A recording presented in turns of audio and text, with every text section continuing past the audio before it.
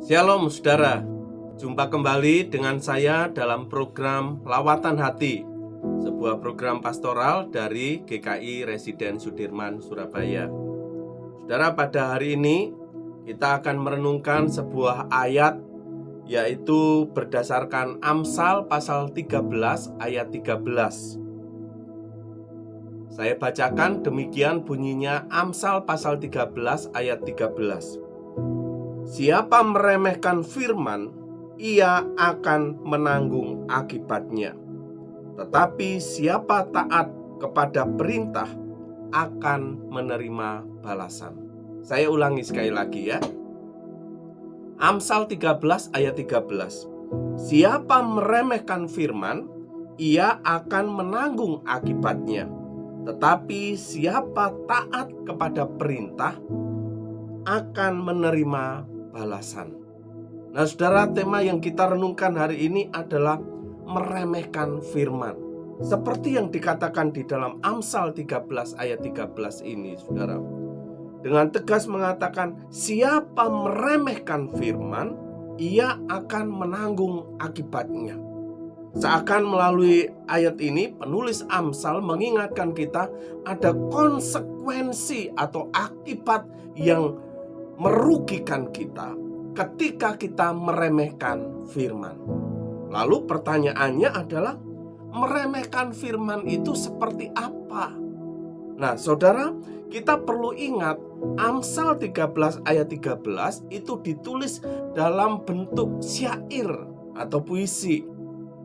Kalau kita memperhatikan ayat ini di dalam terjemahan bahasa Indonesia, ditulis dalam bentuk ada bagian yang menjorok keluar, ada bagian yang menjorok ke dalam, ada bagian yang ditulis lebih ke dalam. Dan kalau kita memperhatikan saudara, maka bagian yang ditulis agak posisinya di luar dengan yang di dalam, ini merupakan bagian yang sedang diperbandingkan.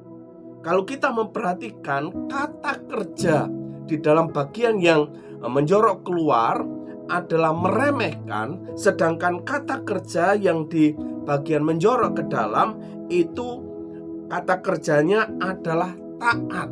Jadi saudara, meremehkan di sini dikontraskan dengan taat.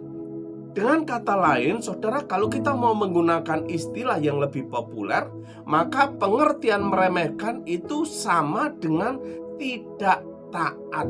Nah, saudara sekalian, ketika kita tidak mentaati firman Tuhan, itu berarti kita meremehkan firman Tuhan. Tidak taat atau meremehkan itu bisa terjadi pada beberapa level. Misalnya level pertama, saudara, memang tidak mau mendengarkan. Ketika ada firman diberitakan, kita tidur. Ada firman dibacakan, kita tidak mau peduli, kita menolak itu. Nah saudara, itu level yang paling kelihatan. Tetapi saudara, ada sikap yang lain. Ketika kita meremehkan, kita mungkin sikapnya seperti orang mendengarkan, tetapi kita tidak menyimpan firman itu. Pemazmur di bagian yang lain, saudara, mengatakan, dengan apakah seorang muda mempertahankan kelakuannya bersih? Maka Mazmur 119 itu mengatakan dengan menjaganya sesuai dengan firman Tuhan. Di ayat 11-nya, kalau tadi di ayat 9, di ayat 11-nya dikatakan, maka perkataanmu itu kusimpan di dalam hati, supaya aku jangan berdosa kepadamu. Maka konsekuensi ketika kita meremehkan firman, saudara, adalah kita akan jatuh, terjerumus di dalam perbuatan dosa. Nah, saudara sekalian, meremehkan model yang kedua itu meremehkan sepertinya mendengarkan, tapi tidak menyimpan di dalam hati. Nah, saudara sekalian, itu sebabnya kalau firman itu tidak kita simpan di dalam hati, bagaimana kita bisa taat kepada firman itu? Atau saudara, ada model yang kedua yang tidak kalah bahayanya. Kita mengetahui firman itu karena kita menyimpan firman itu secara kognitif. Tetapi dengan sadar, saudara, kita melawan kepada firman itu. Firman Tuhan berkata jangan, kita justru melakukannya. Firman Tuhan mengatakan lakukan ini, justru kita tidak melakukan ini. Karena kita merasa dengan keputusan kita yang bertentangan dengan firman Tuhan, kita menjadi merasa lebih lega, lebih happy, lebih menguntungkan. Nah, saudara sekalian, itu adalah model-model dari meremehkan firman.